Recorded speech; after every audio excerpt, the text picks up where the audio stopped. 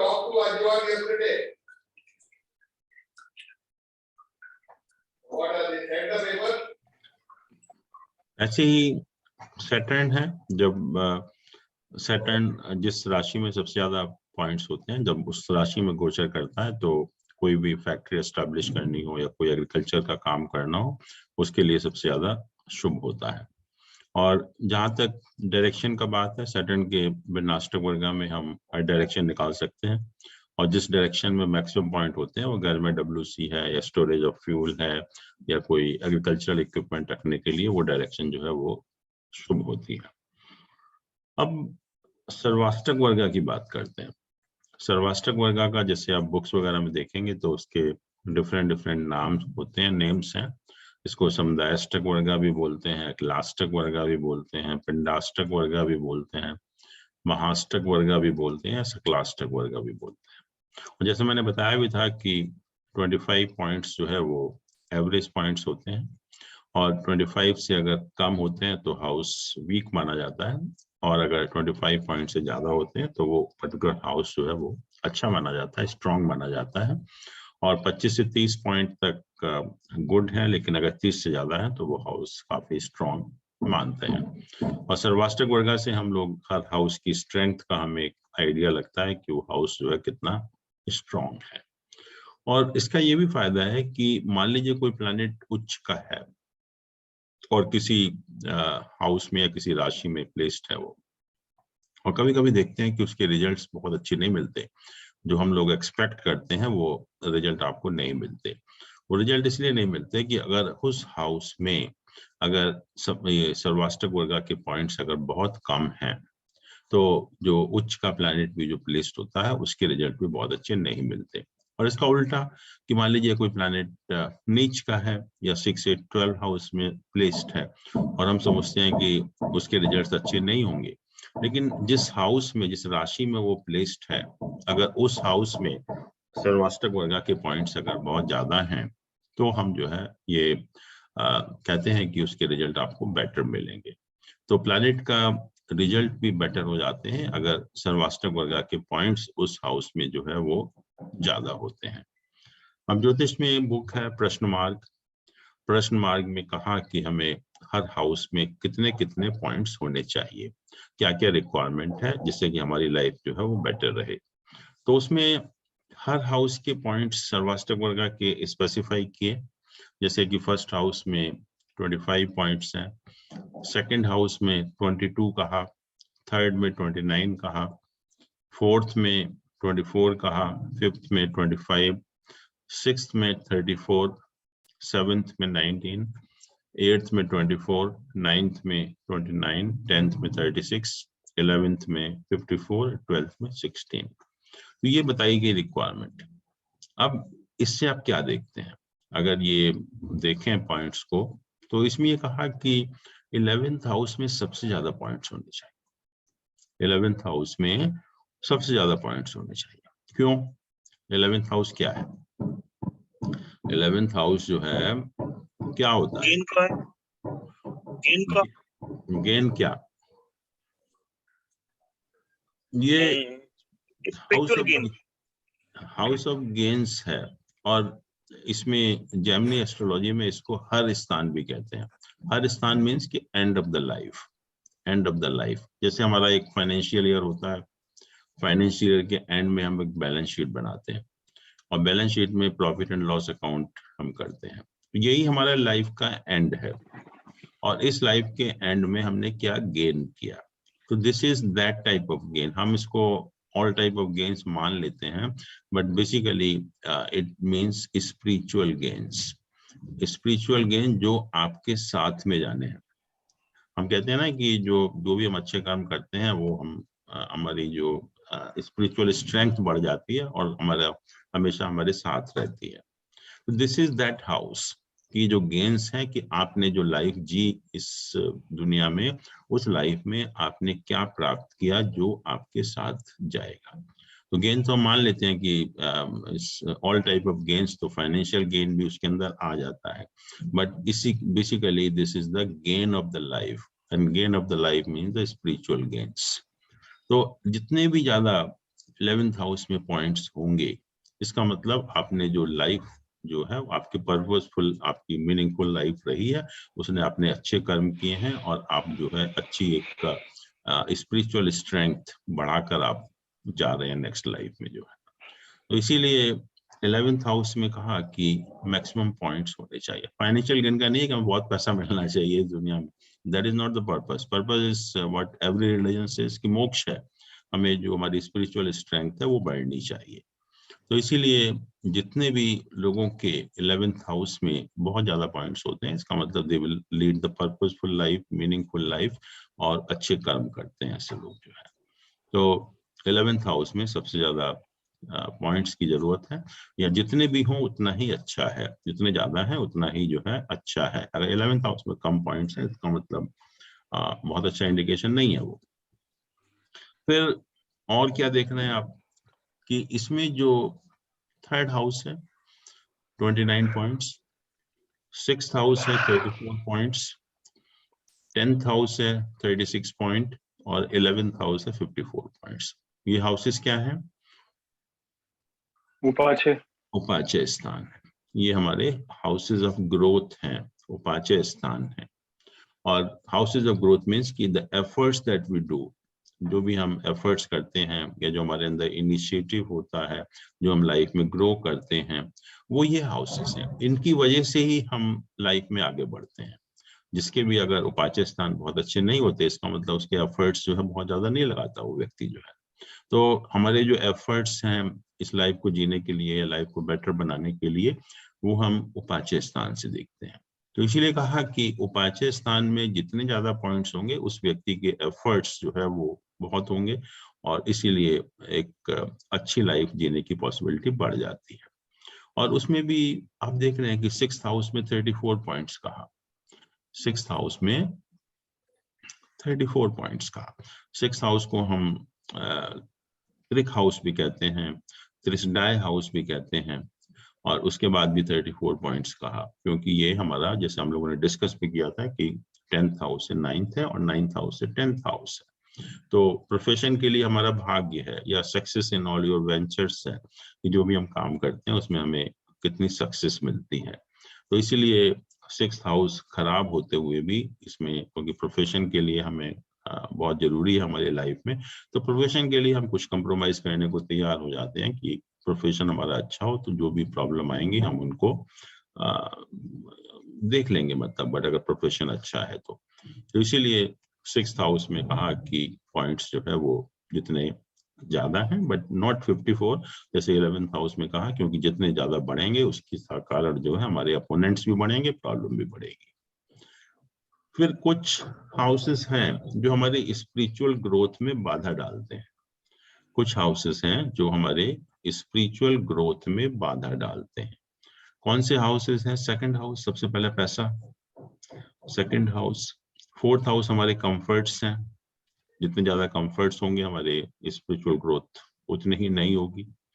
7th house है, 7th house हमारा भोग का स्थान है, सेंसुअल प्लेजर का हाउसेस है, तो वो भी हमारे जो स्पिरिचुअल ग्रोथ में बाधा डालता है।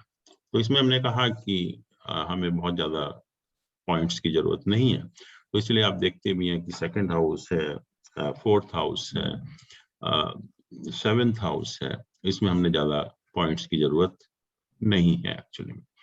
बट 8th हाउस में भी 24 कहा, क्योंकि 8th हाउस प्रोफेशन के लिए भी इम्पोर्टेंट है। प्रॉब्लम तो है 8th हाउस में, लेकिन प्रोफेशन के लिए जो गेन्स बन जाता है, तो इसलिए कहा कि प्रोफेशन के लिए भी अगर थोड़ा सा 8th हाउस अगर ठीक ठाक होगा तो अच्छा रहेगा। But 12th house useless house है, क्योंकि 12th हाउस हमारा लॉसेस है, एक्सपेंडिचर है, हर तरह के लॉसेस हैं, और इसीलिए 12th हाउस में जितने भी कम पॉइंट्स होंगे उतना ही अच्छा है हमारे लिए। तो इसीलिए आप देख रहे हैं कि 12th हाउस में यहाँ सबसे कम पॉइंट्स कहा, सिर्फ 16 पॉइंट्स हैं, कि जितने कम होंगे इस हाउस में उतना ही हमारे लिए अच्छा भी है। तो ये जो मिनिमम रिक्वायरमेंट है, ये बेसिकली जो हमारा लाइफ का पर्पस है उसके पॉइंट ऑफ व्यू से जो है ये बताई गई है। और ये हमने कहा कि हमारी जो फॉरवर्ड प्रोग्रेस है उसके लिए 3rd हाउस है, 5th हाउस है, 9th हाउस है, 10th हाउसेस है, ये जरूरी है। तो इसमें ज्यादा पॉइंट्स हैं। जो हिंड्रेंस टू स्पिरिचुअल ग्रोथ है, जैसे हम लोगों ने डिस्कस किया, 2nd house, 4th house, 7th house, इसमें कम है उतना अच्छा है। मतलब एक मिनिमम रिक्वायरमेंट तो होनी चाहिए, लेकिन बहुत ज्यादा अगर होगी तो हमारी स्पिरिचुअल ग्रोथ में बाधा आएगी। 6th हाउस हमने देख ही लिया है, 11th हाउस डिस्कस किया हमने, 12th हाउस लॉस का हाउसेस है। तो इसके हिसाब से यहाँ पर ये पॉइंट्स की रिक्वायरमेंट बताई गई है।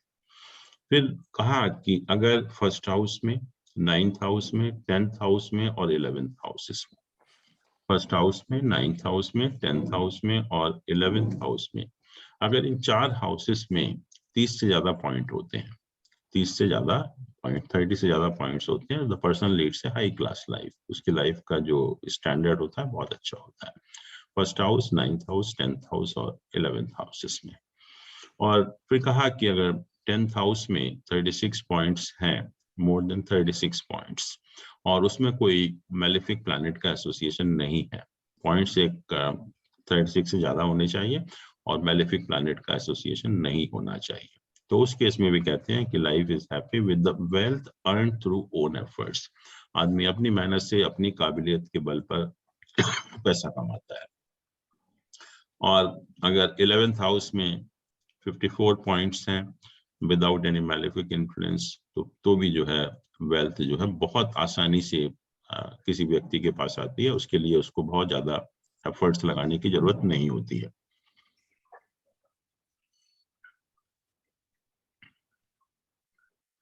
फिर लोग पूछते भी हैं कि मुझे कौन सी डायरेक्शन सबसे ज्यादा सुटेबल है। जनरली हर व्यक्ति का सवाल भी होता है कि मुझे कौन सी डायरेक्शन में रहना चाहिए, कौन सी डायरेक्शन में काम करना चाहिए, या मेरे लिए कौन सी डायरेक्शन सबसे ज्यादा सुटेबल है।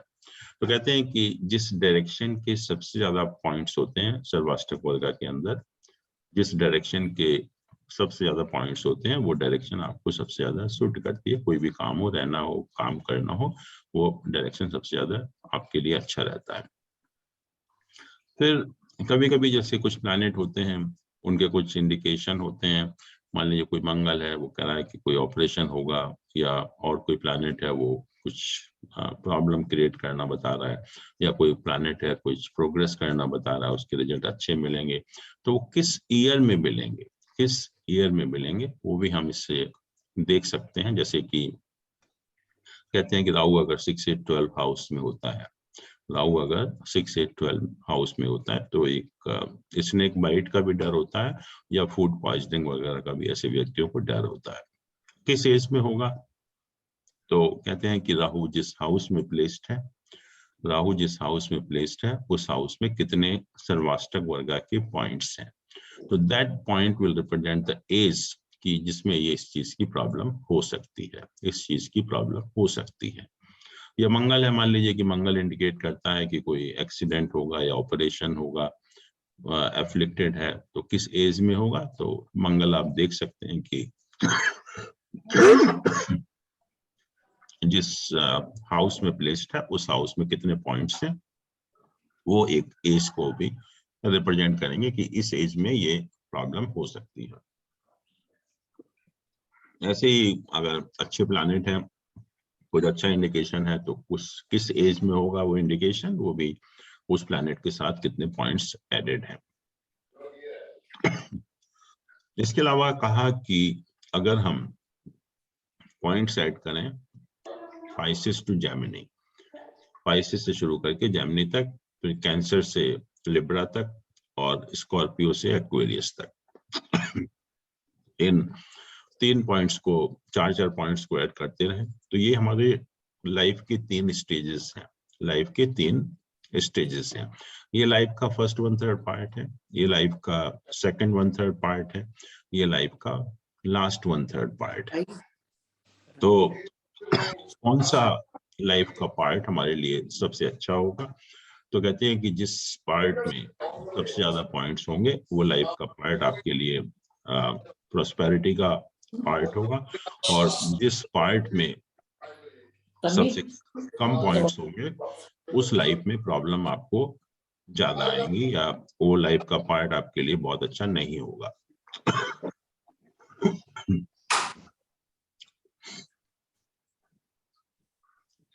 फिर कहा कि अगर हम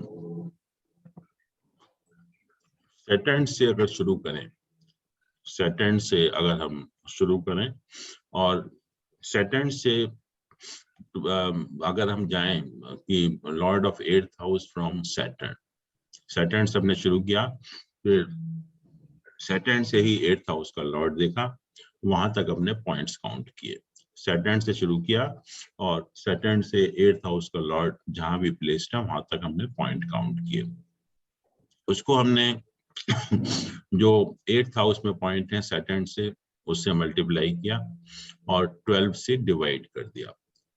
हमने क्या किया कि सैटर्न से शुरू किया, सैटर्न जिस राशि में है, और उससे 8th हाउस का लॉर्ड जहां भी है वहां तक के पॉइंट्स ऐड किए, और जो 8th हाउस में सैटर्न से पॉइंट है उनको मल्टीप्लाई किया और 12 से डिवाइड कर दिया।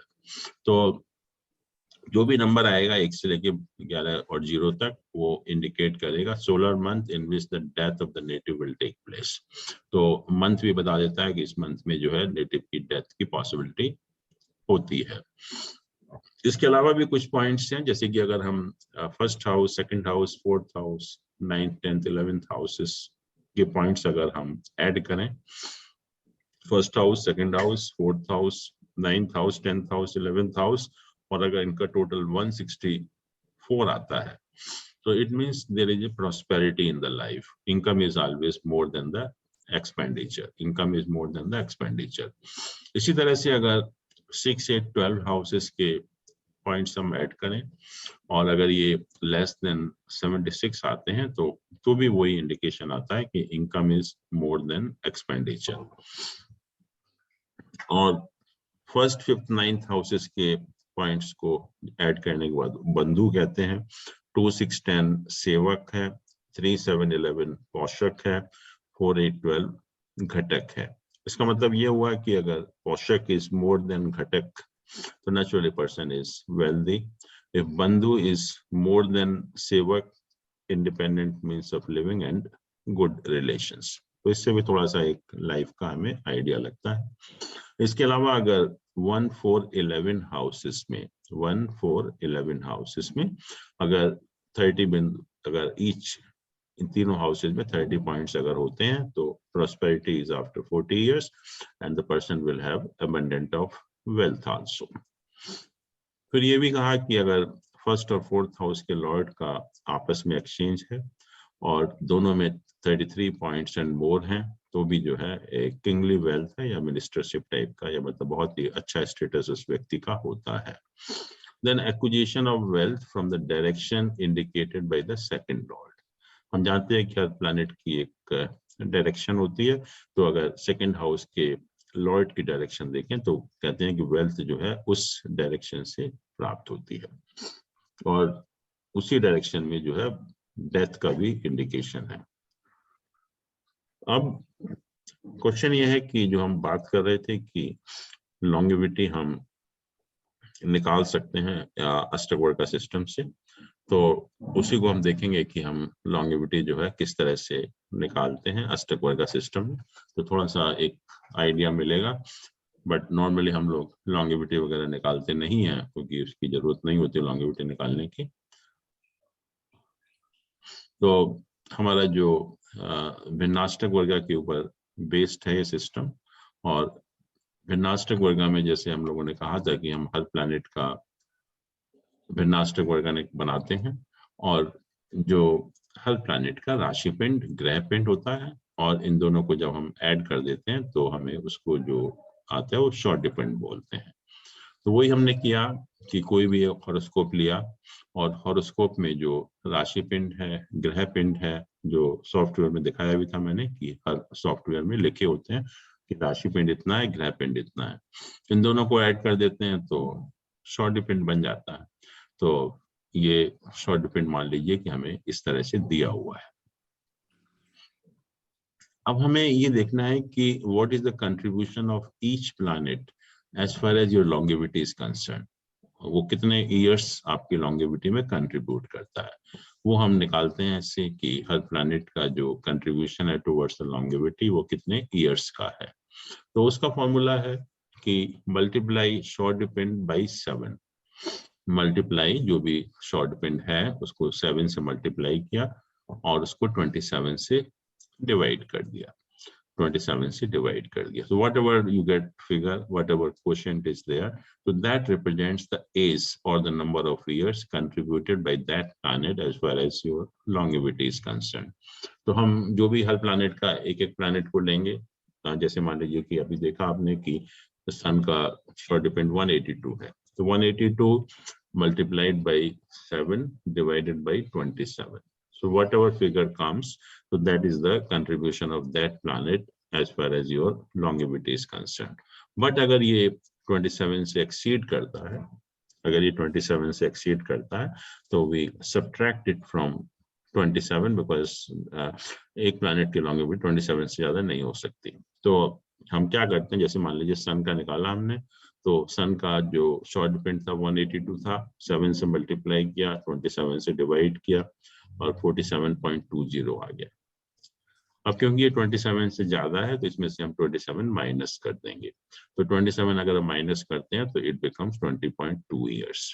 तो इस तरह से हमने देखा कि हमने हर प्लैनेट का जो कंट्रीब्यूशन है number of years as far as longevity is concern वो हमने निकाला। मेथड इज सेम, 7 से शॉर्ट डिपेंड को 7 से मल्टीप्लाई किया और 27 से डिवाइड कर दिया, और अगर ये फिगर 27 से ज्यादा आती है तो उसमें से हम 27 माइनस कर लेंगे। तो ये हर प्लैनेट का जो है कंट्रीब्यूशन आ गया as far as longevity is concern. तो इसमें देखते हैं कि अगर हम टोटल करते हैं तो इट कम्स टू 117 ईयर्स।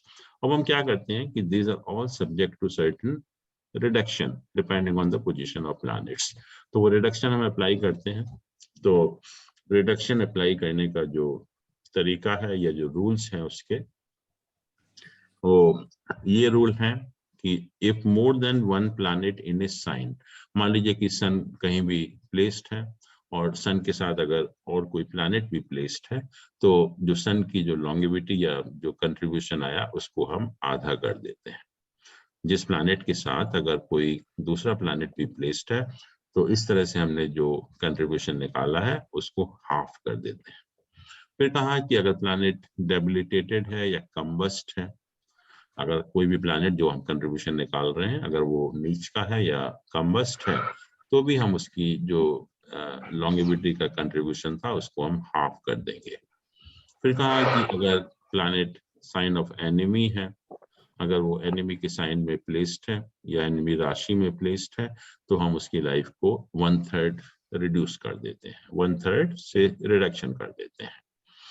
फिर हम जो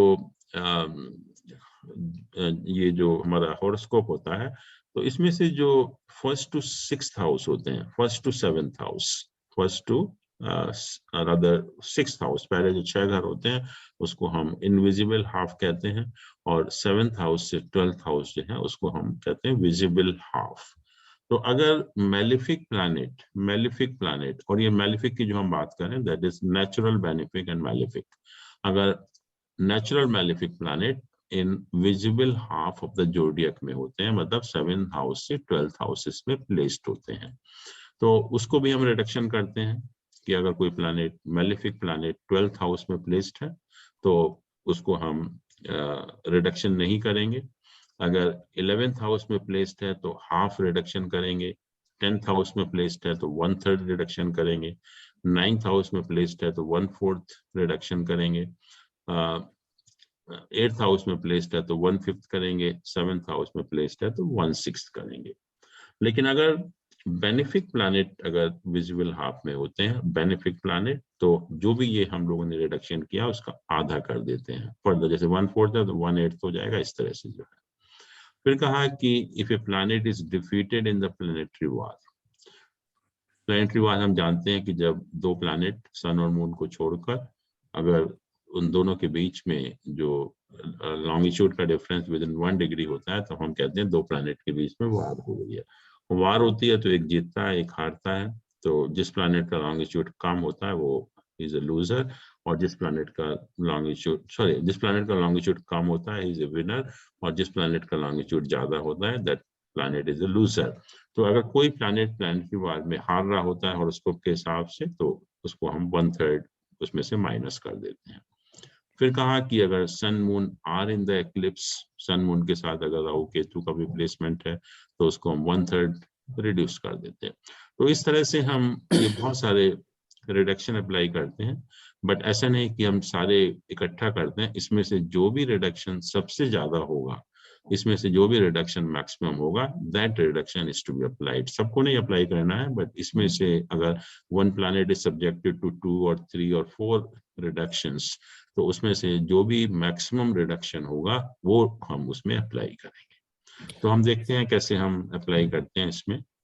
सर एक क्वेश्चन, जैसे पॉइंट नंबर 2 पे जी जी कि अगर प्लैनेट डेबिलिटेड या कंबस्ट है तो half must be Correct. Reduce, तो ये हाफ हम फर्स्ट स्टेप पे करते हैं या 27 माइनस करने के बाद?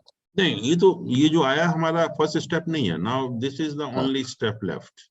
This is the contribution by each planet, and this is after subtracting 27 if it is more than 27. ठीक, So this is the final contribution by the each planet. तो इसमें हम जो है वो रिडक्शन करना है, उससे अब कोई मतलब नहीं रहा हमारा जो है मतलब इससे रहा। तो reduction is to applied in these figures only. Thanks. अब देखते हैं, मान लीजिए कि ये हमारा हॉरोस्कोप है और इसका हमने जो शॉर्ट डिपेंड वगैरह निकाला, तो अब हमें एक एक प्लैनेट को लेकर रिडक्शन अप्लाई करना है। तो if we start with the sun, let us say sun है, तो इसका जो ग्रॉस ईयर कंट्रीब्यूशन था 20.2 ईयर्स है, 20.2 ईयर्स। और पहला हमने देखा था कि अगर सन या किसी भी प्लैनेट के साथ अगर दूसरा प्लैनेट प्लेस्ड होता है, किसी भी प्लैनेट के साथ अगर दूसरा प्लैनेट प्लेस्ड होता है तो it has to be reduced by half actually। ये जो पहला पॉइंट था, if more than one planet in a sign, term of the life is to be reduced by half। और सेकंड ये है कि विजिबल हाफ में है, विजिबल हाफ में है, 9th हाउस में प्लेस्ड है, और 9th हाउस के हिसाब से जो रिडक्शन है यहाँ पर कितना है, 1/4 है। तो this is subject to 2 reduction, one is this one is this one. तो इसमें मैक्सिमम कौन सा है, हाफ, मैक्सिमम हाफ है। तो हम इसमें हाफ रिडक्शन जो है वो अप्लाई कर देंगे। तो हम कहेंगे कि जो सन का एक्चुअल नेट ईयर का कंट्रीब्यूशन आया वो 20.2 का हाफ हो गया, 10.10। ठीक, 10.10 हो गया। ऐसे ही अगर हम मून को कंसिडर करें तो मून की क्या पोजीशन है यहाँ पर, मून इस हाउस में है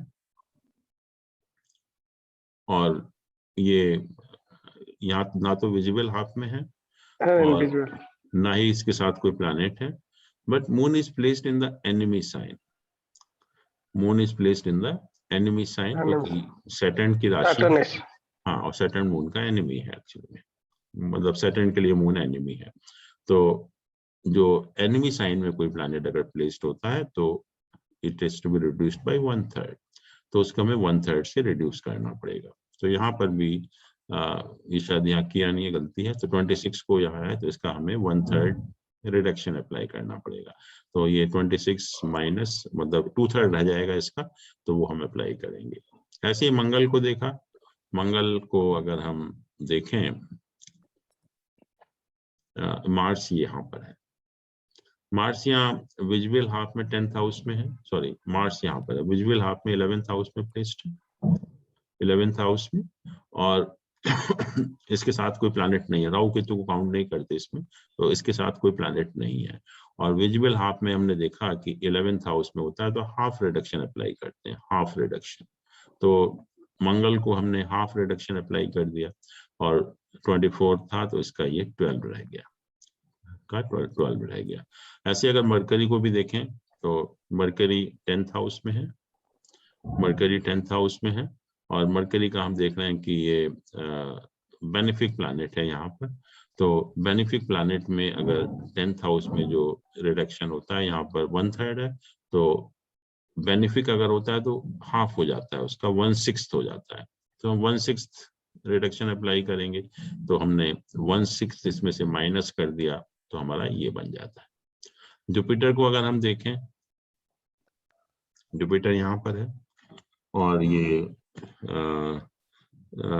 एनवी साइन में नहीं है, एनवी साइन में भी नहीं है, तो इसमें नेचुरली कोई रिडक्शन अप्लाई नहीं होगा। यहाँ पर जो है कोई ना कोई प्लैनेट है, ना ही एनवी साइन में है, ना कम्बस्ट है, ना नीच का है, तो कोई भी चीज अप्लाई नहीं होती। तो जुपिटर का जो फुल कंट्रीब्यूशन था that we will take into account कि वो पूरा का पूरा वैसे ही रहेगा। तो जुपिटर का 5 साल का था तो वो 5 ही रहेगा। तो इस तरह से हमने क्या किया कि हर प्लैनेट में रिडक्शन करके ग्रॉस ईयर में वो नेट ईयर हम लोगों ने बना लिया उसका, और नेट ईयर बनाने के बाद जो टोटल लॉन्गेविटी आती है दैट इज 80.67 ईयर्स। ये 80.67 ईयर्स की नेट ईयर आया। अब ये जो ईयर्स आए हैं दीज आर द नक्षत्र ईयर्स। नक्षत्र ईयर्स मीन्स कि जो एक महीना है वो 27 डेज का मानते हैं उसमें, एक क्योंकि 27 के बाद जो है एक नक्षत्र का साइकिल पूरा हो जाता है। तो इसको नक्षत्र ईयर को हमें सोलर ईयर में कन्वर्ट करना है, नक्षत्र ईयर्स को सोलर ईयर में कन्वर्ट करना है। तो नक्षत्र ईयर जैसे मैंने कहा कि 27 डेज, 27 into 12 324 डेज का ईयर होगा। सोलर ईयर 365 डेज का होता है। तो हमने जो ये ईयर्स हैं इसको हमने सोलर ईयर में कन्वर्ट कर लिया। It means 80.67 into 324 divided by 365, तो ये 71.6 ईयर्स आया। तो ये हमारा जो है वो एक तरह से नेट ईयर या लॉन्गेविटी आई कि इतनी लॉन्गेविटी जो है वो इस व्यक्ति की होगी। तो इस तरह से हम फॉर्मूला है, फॉर्मूले से असेसमेंट करते हैं about the longevity of the person. तो ये हमारा अष्टक वर्ग है। अब इसमें आप पूछ रहे हैं कि प्लस माइनस का क्या मतलब होता है।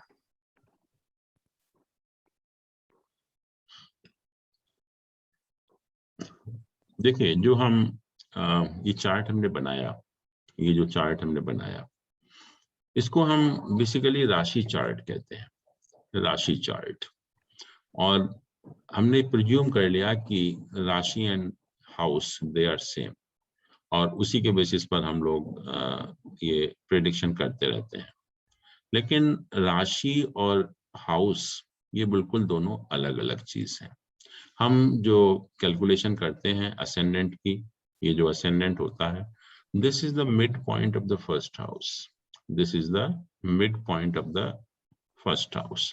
तो कुछ लोग नॉर्मल तरीके से उसको मिड पॉइंट मानकर 15 डिग्री इधर या 15 डिग्री उधर करके हम हर हाउस का एक एक्सटेंट कैलकुलेट करते हैं कि हर हाउस जो है वो कहाँ से शुरू होता है, कहाँ पर उसका मिड पॉइंट है और कहाँ पर उसका एंड पॉइंट है, और उसको हम कहते हैं भाव चलित चार्ट।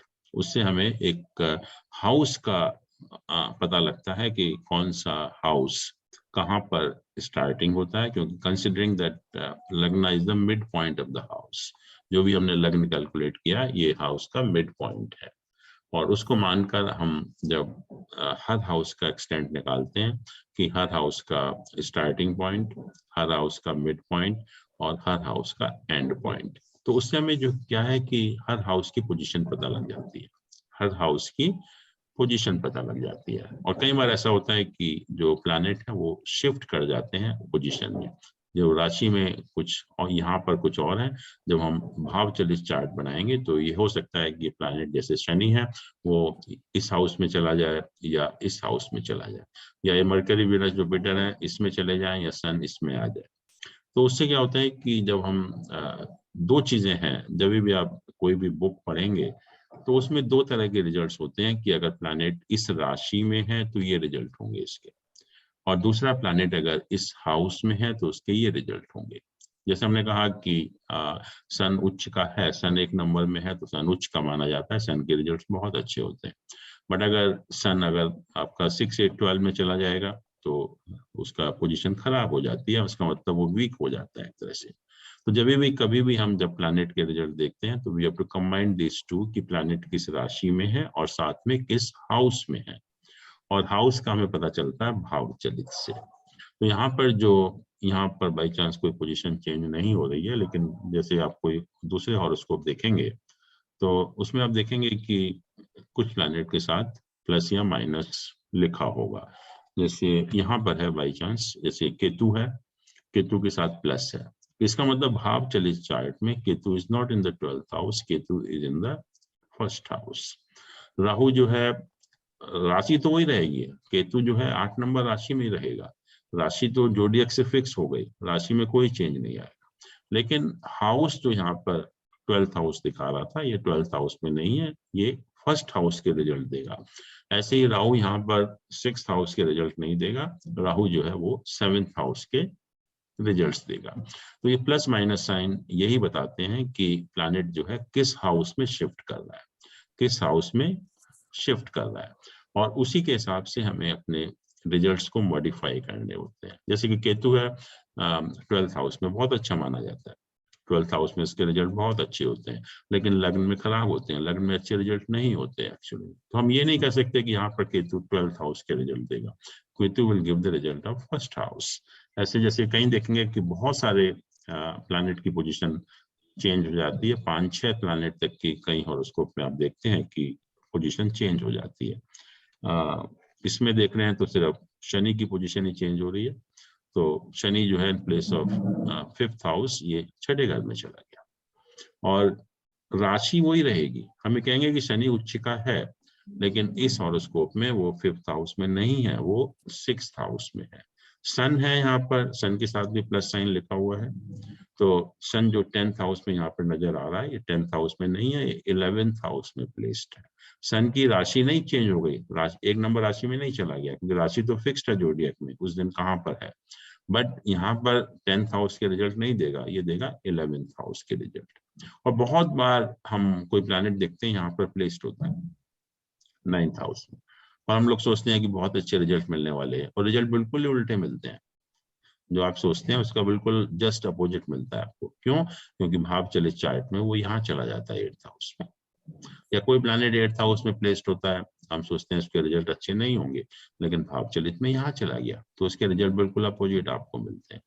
तो ये जब भी हम प्रेडिक्शन करते हैं तो हमेशा ये भाव चलित चार्ट को भी देख लेते हैं, और इसीलिए आप देखते भी हैं कि हमेशा भाव चलित चार्ट जो है वो इसके साथ ही में बनाया जाता है, या इसको हम यहाँ दोनों लग्न चलित, मतलब ये कंबाइंड चार्ट हो गया, इसको देखकर हम सीधा बता सकते हैं कि कौन सा प्लैनेट का जो है वो किस हाउस में है। तो हाउस इज भाव चलित और राशि इज द लग्ना चार्ट, कि कौन सा प्लैनेट किस राशि में है।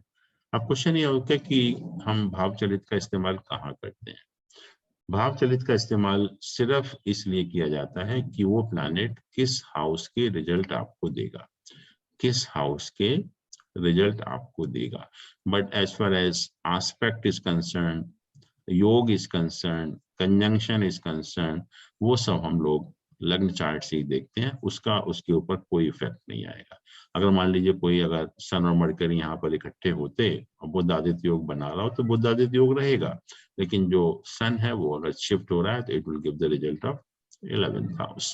तो इसका पर्पस सिर्फ यही है कि वो प्लैनेट किस हाउस के रिजल्ट देगा, और बाकी जो हम योग है, युति है, एस्पेक्ट है, वो सब हम, या डिविजनल चार्ट हम बनाते हैं, वो सब हम लग्न चार्ट से ही बनाते हैं। तो हमेशा सिर्फ आप ये जो प्लस माइनस साइंस है ये देख लीजिए कि कोई प्लैनेट पोजीशन शिफ्ट तो नहीं कर रहा, और अगर शिफ्ट कर रहा है तो हमें उसके रिजल्ट्स अकॉर्डिंगली मॉडिफाई करने पड़ेंगे। बट उससे जो है योग होगा, एस्पेक्ट होगा, कंजंक्शन होगा, वो चेंज नहीं होगा, वो वैसा का वैसा ही रहेगा। तो I hope it's clear. Sir एक चीज पूछ रहा था, जैसे आपने कहा कि प्लैनेट शिफ्ट हो जाता है, अगर मानो लगन में सूर्य है लेकिन चलित में 12वें में चला गया तो टोटली 12वें घर का ही फल देगा, लगन का नहीं देगा? बिल्कुल 12वें घर का देगा, यही तो है, क्योंकि जो 100%? बिल्कुल लग्न हमारा है that is the mid point of the first house, mid point of the first house. तो मान लीजिए किसी का लगन 29 डिग्री पर है या 28 डिग्री पर है, तो 15 डिग्री अगर इधर लेंगे तो आपका जो फर्स्ट हाउस शुरू हुआ वो एक उस साइन के 15 डिग्री पर शुरू हुआ। इसका मतलब जो 0 से 15 डिग्री के बीच में जो प्लैनेट थे एक पर्टिकुलर राशि में, वो शिफ्ट हो गए, 12 घर में चले गए वो सारे के सारे। 12वां हाउस हो जाएगा वो तो। हाँ, तो 12वां हाउस हो गया, तो वो रिजल्ट 12वें करके देगा।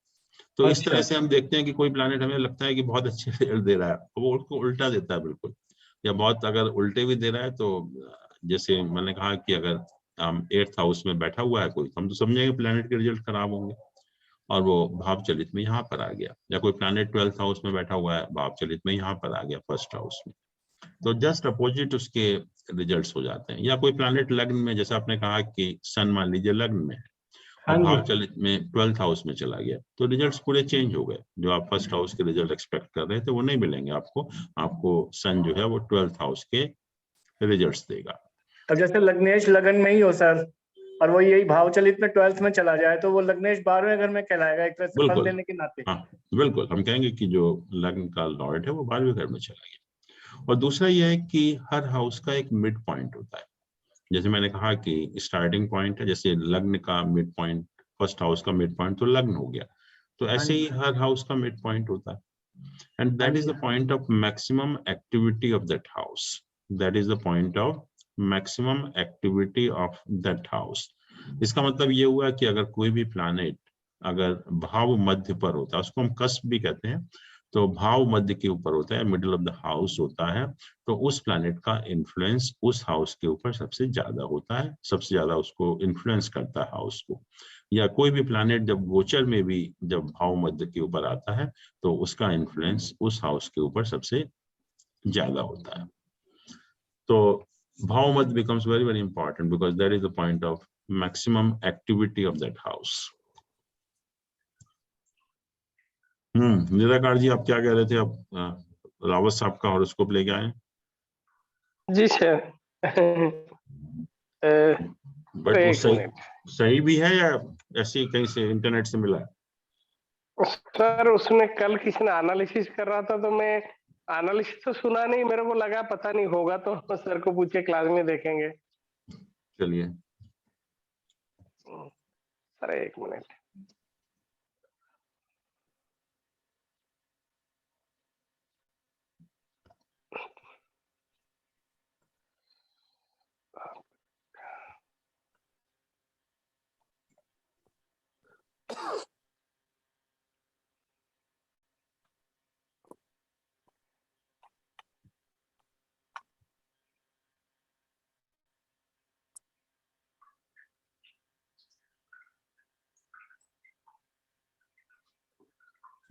सर इनका डेथ राहु से, राहु मंगल का कॉम्बिनेशन से हुआ होगा।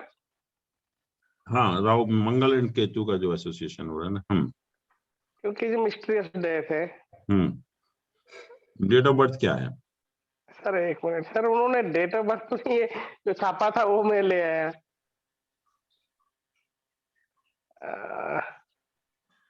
एस्ट्रो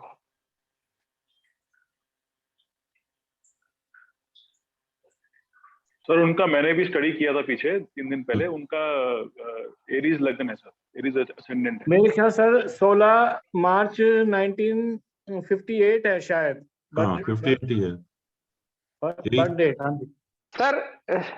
हाँ सर ये वाला मिला हम लोग जो उससे उन्होंने क्लास में लिए थे। बोलो।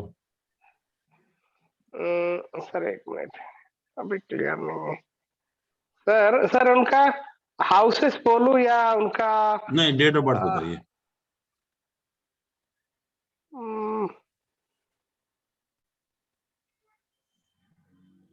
डेट ऑफ बर्थ तो सर के बाकी है, केतु 1 साल का। सर डेट ऑफ बर्थ नहीं है sir. Date of birth sir देखना है 16 मार्च 1958 से देखना है एक बारी। टाइम तो बताओ ना। टाइम का नहीं पता बस मुझे। अब ये निराकार जी से पूछो, वही बना रखी है इन्होंने लगन कुंडली जो भी, तो ये बताएं टाइम। उससे ज्यादा पता नहीं चलेगा लगन कुंडली से। टाइम का लगन कुंडली क्या बता रहे हैं निराकार जी? लगन कुंडली में तो उनका जो दैट इज 8th हाउस में कोई ग्रह नहीं है, 6th हाउस में सन। नहीं लगन क्या है? लगन क्या है? लगन क्या है? लगन उनका that is you can say कर्कट लगन। सर ऐसे कर्कट सिंह करे तो मैं सब उसमें इतना कर्कट सिंह करना थोड़ा दैट इज ये स्कॉर्पियो। नहीं सर रॉन्ग है सर, उनका एरीज नहीं। असेंडेंट है, मैंने परसों देखा था सर। हाँ नहीं, ऐसे रोचक पता नहीं रोचक चलेगा योग है 10th हाउस में sir. unless and until we have the right time actually, तो उसका कोई फायदा नहीं एनालिसिस करने का। अगर राइट टाइम है तो definitely we can do it actually. तो एनीवे आपके कोई भी क्वेश्चंस हो, जो भी आप कोई भी अगर डाउट है तो आप पूछ सकते हो, जो whatever we have done और whatever we have not done also। अच्छा सर, एक चीज बताएं, जैसे ये आपने डायरेक्शन बताई, कौन सी डायरेक्शन सूटेबल होएगी? तो जैसे एरीज और ये लियो मतलब सिंह राशि और ये मेष राशि, इनको ईस्ट डायरेक्शन कहते हैं। तो हम वो लगन से देखेंगे, लगन कुंडली में कोई भी, जैसे लगन में कोई भी राशि आ जाती है।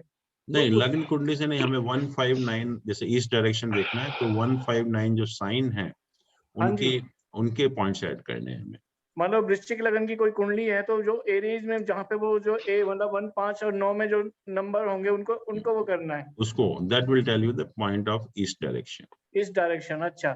मतलब कोई भी लगन हो, हाँ, तो हमें राशि देखनी है, राशियों की डायरेक्शन होती है और प्लैनेट की डायरेक्शन होती है। अच्छा,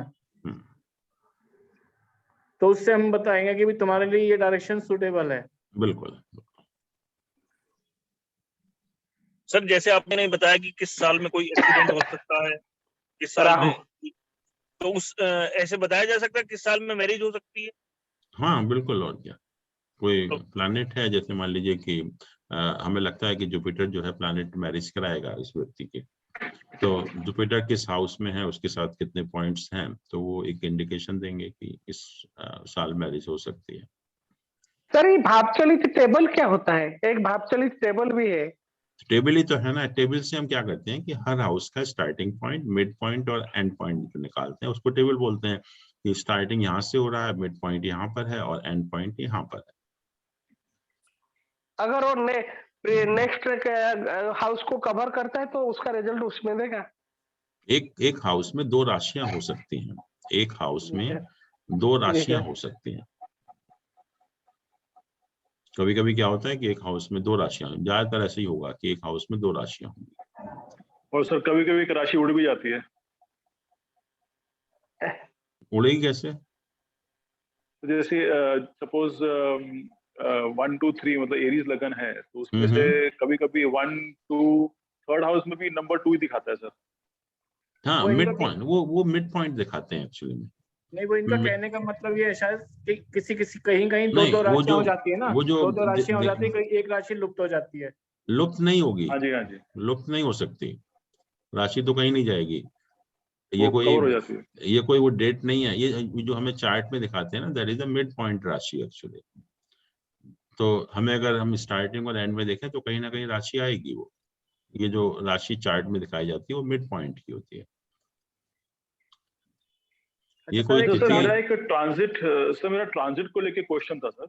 जी, जैसे सर हम अलग अलग प्लैनेट्स का ट्रांजिट देखते हैं, जैसे अभी रिसेंटली अभी वीनस का ट्रांजिट हुआ मकर में, ठीक है ना? तो मकर में अभी ट्रांजिट करने के बाद ये वापस धनु में आएगा अभी 30 दिसंबर को, और उसके बाद वापस मकर में जाएगा 27 फरवरी 2022 को। ठीक है। तो सर इतना लंबा मतलब ये इस राशि में क्यों रहता है? मतलब वैसे तो नॉर्मली इसका जो ट्रांजिट होता है कुछ दिनों का होता है, 1 महीने से थोड़ा कम। तो ये इस राशि, हाँ जी सर, तो वो मेरा क्वेश्चन। नहीं, ऐसा कुछ नहीं होता, क्योंकि प्लैनेट की स्पीड कभी कभी काफी वेरी कर जाती है डिपेंडिंग ऑन की कहाँ मूवमेंट हो रहा है उसका जो है, तो ये पॉसिबिलिटी होती है। कभी कभी आपने देखा जुपिटर वगैरह जैसे कि काफी दिन राशि चेंज हुआ और फिर भी जो है वो अब फटाफट जो है वो 12th राशि में चला जाएगा। तो डिपेंड करता है कि किस टाइप से उनका मोशन हो रहा है प्लैनेट्स का। अब जैसे ये आप शुक्र की बात कर रहे हैं, तो ये 48 डिग्री से ज्यादा नहीं जा सकता ना सूर्य से, इसलिए सर्ववक्री हो जाएगा ना वो। सूर्य जो शुक्र है इस समय 29 जनवरी को डायरेक्ट होगा, 29 जनवरी को। तो फरवरी का है। हाँ जी सर, अभी तो धनु में चल रहा है, सॉरी मकर में चल रहा है, और 30th को धनु में वापस आएगा। ठीक है, और फिर मकर राशि में 27th को जाएगा। जी जी जी, तो वही मेरा क्वेश्चन था कि जैसे मकर राशि में काफी लंबे समय तक रहेगा। हाँ, दैट पॉसिबिलिटी इज देयर कि जब ये प्लैनेट रेट्रोग्रेड होते हैं तो उस टाइम ये पॉसिबिलिटी होती है। कई बार 6-6 महीने तक रहता है मंगल एक ही हाँ, राशि में। बिल्कुल। मंगल, हाँ हाँ, इट हैपेंस एक्चुअली। हाँ जी, क्योंकि मैंने कई जन्म पत्रियां देखी हैं, दिसंबर में भी कर्क राशि में है मंगल और मई में भी कर्क राशि में ये नीच का। हाँ, पॉसिबल है वो। अच्छा सर, ये बताइए जैसे आपने अभी कहा कि एक्सीडेंट हो 6, 8, 12 में मंगल हो, राहु हो, तो उस हाउस में कितने नंबर है, तो उस एज में तो ज्यादा नंबर कितने हो सकते हैं स्टॉक में, तो कोई ज्यादा नहीं हो सकते? कई बार एक्सीडेंट तो 60 की एज में भी हो सकता है, एज में 56 हाँ, में भी हो सकता है। वो तो बात की बात है, 60 के बाद तो भगवान ही मालिक है, तो नहीं, इसलिए जैसे आप कह रहे हैं ना उस हाउस में कितने नंबर है उस एज में होएगा। हाँ, तो नॉर्मली हम जो बात करते हैं वो यंग एज की बात करते हैं, 60-70 को फिर काउंट नहीं करते जो है। क्योंकि इसमें अष्टक वर्ग में तो ज्यादा 30 और 40 मतलब 35 और 25 हाँ, के बीच में ज्यादातर पॉइंट्स होते हैं। वो ही मैटर भी करता है, क्योंकि एक पर्टिकुलर एज के बाद तो सब बराबर ही है, वो तो 60-70 तो पूरी पूर्ण आयु हो जाती है आपकी, तो फिर उसमें कोई फर्क नहीं पड़ता।